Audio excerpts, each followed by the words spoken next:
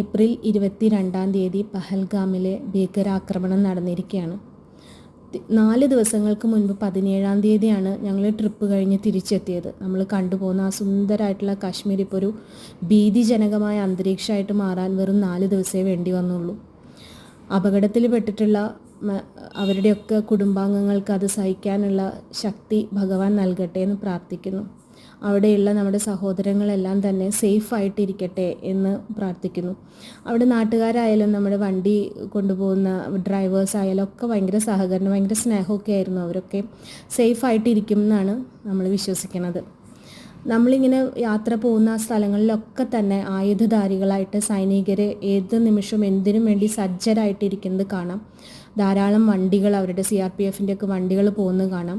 ഒത്തിരി വണ്ടികൾ ഒരുമിച്ച് വരുമ്പോൾ നമ്മുടെ വാഹനങ്ങൾ, ട്രാവൽ വാഹനങ്ങളൊക്കെ ഒതുക്കിയിട്ടിട്ട് അവർക്ക് വഴി കൊടുക്കുന്നതും എല്ലാം കാണാം കേട്ടോ.